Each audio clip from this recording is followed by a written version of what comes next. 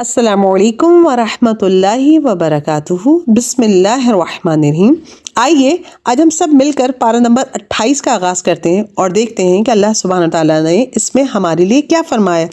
اس پارے کا آغاز جن آیت مبارکہ سے ہوتا ہے وہ سورہ مجادلہ کی کچھ آیات ہیں۔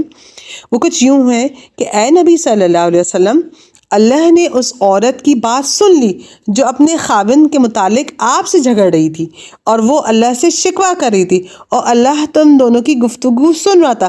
بے شک اللہ خوب سننے والا اور دیکھنے والا ہے۔ تم میں سے جو لوگ اپنی بیویوں سے زہار کرتے ہیں وہ ان کی مائیں نہیں، ان کی مائیں تو وہی ہیں جنہوں نے انہیں جنا، اور بے شک وہ ناگوار بات اور جھوٹ کہتے ہیں، اور بے شک اللہ بہت معاف کرنے والا، نہایت بخشنے والا ہے۔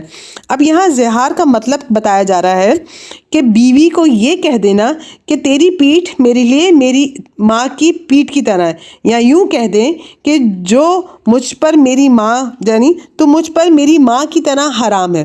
تو عربوں کے یہ ہو جاتا تھا، تو اس کا منع کیا جا رہا ہے، ممنوع ہے یہ کام کہنا۔ تو یہی کہا گیا ہے کہ ماں تو مجھ پر میری ماں کی طرح حرام ہے۔ تو اس کے پھر آگے اللہ تعالیٰ نے بتایا کہ اگر ایسا کہہ دیا جائے گا تو پھر کیا سزا وارد ہوتی ہے، کیا کفارہ اس کا ادا کرنا پڑے گا، اس کے بارے میں ہمیں کچھ احکامات اس بارے میں شروع میں ملتے ہیں۔ پھر اللہ تعالیٰ آگے فرماتے ہیں آیت نمبر 8 اور 9، اے ایمان والو، جب تم سرگوشیاں کرو تو گناہ، زیادتی اور رسول کی نافرمانی کی سرگوشیاں مت کرو، اور تم نیکی اور تقوی کی سرگوشیاں کرو، اور اللہ سے ڈرو جس کے پاس تمہیں اکٹھا کیا جائے گا۔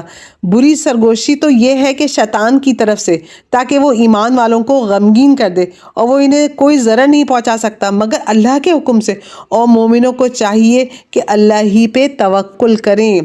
اللہ پہ توکل ایک مومن کا سب سے بڑا ہتھیار اور بہت بڑا سہارا ہے۔ حدیث میں اس کی بڑی فضیلت ملتی ہے۔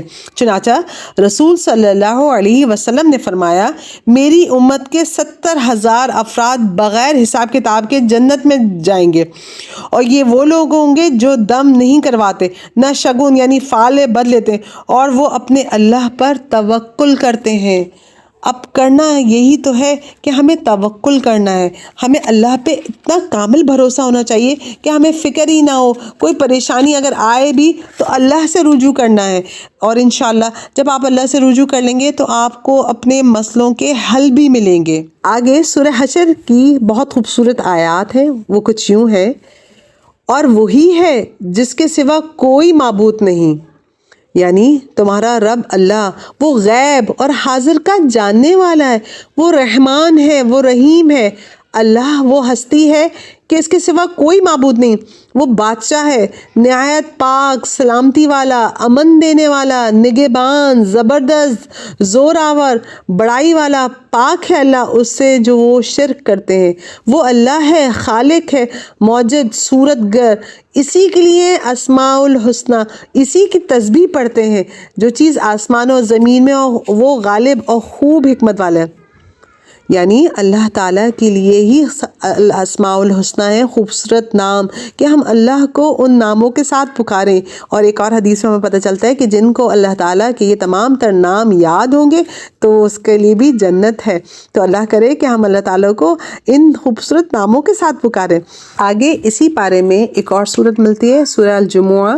اللہ تعالیٰ اس میں فرماتے ہیں، ان لوگوں کی مثال جنہیں حامل تورات بنایا گیا پھر وہ اسے نہ اٹھا پائے، اس گدھے کی سی ہے جو کتابیں اٹھاتا ہے۔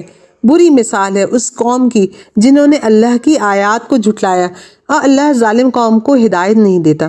آپ دیکھیں کہ گدھا کتنی بھی کتابیں اٹھا لے وہ عالم اور فاضل نہیں بن سکتا۔ تو ہمارے گھروں میں اگر کتنی بھی کتابیں ہیں اور ہم نے کتنی بھی کتابیں رٹ لی ہیں، لیکن اگر ہمارے عمل میں تبدیلی نہیں آ رہی تو لمحہ فکریہ ہے۔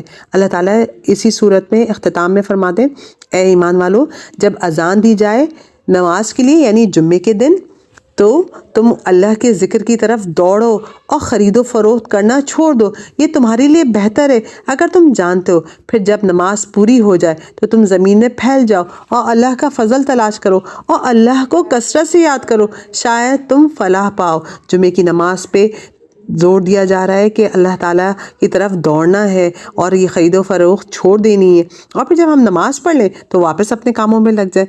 تو اس کے لیے ہمیں یہاں پتہ چلتا ہے. پھر آگے اللہ تعالیٰ سورہ طلاق میں فرماتے ہیں کہ اللہ تعالیٰ نے انسان کو جو رزق دینا ہوتا ہے تو وہ ایسی جگہ سے بھی دے دیتا ہے کہ ہمیں گمان بھی نہیں ہوتا. پھر آگے سورہ تحریم کا آغاز ہوتا ہے. اللہ فرماتے ہیں کہ تم اپنے آپ کو یعنی خود کو اور اپنے اہل عیال کو اس آگ سے بچاؤ جس کا ایندھن انسان اور پتھر ہے اور اس پر سخت فرشتے مقرر ہیں. یعنی یہ نہیں کہ تم نے صرف اپنے آپ کو بچانا ہے، بلکہ یہ تبلیغ، یہ داعی اللہ کا کام اپنے گھر والوں کو بھی دینا ہے. قو انفسکم، اپنے آپ کو بھی اور اپنے گھر والوں کو بھی اللہ کی طرف بلانا ہے. پھر آگے اللہ تعالیٰ اس پارے کے اختتام میں 4 عورتوں کا ذکر کرتے ہیں.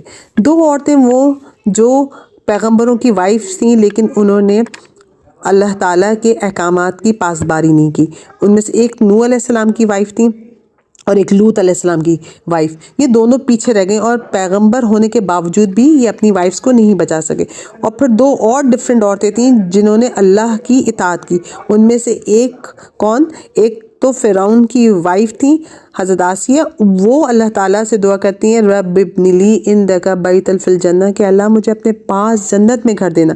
اور ایک مریم بنت عمران کہ وہ اپنی عزت اور آبرو کی حفاظت کرتی تھیں اور اللہ تعالیٰ نے انہیں عیسیٰ علیہ السلام دیے تھے. تو ان کا ذکر ہمیں قرآن میں ملتا ہے. اور ان میں ہمارے لیے کیا سبق ہے کہ ہم اللہ کی اطاعت کرنے والی ہوں، اللہ کو یاد کرنے والی ہوں، تاکہ ہم بھی اللہ کی نظر میں مقرب ہو جائیں. الہی آمین.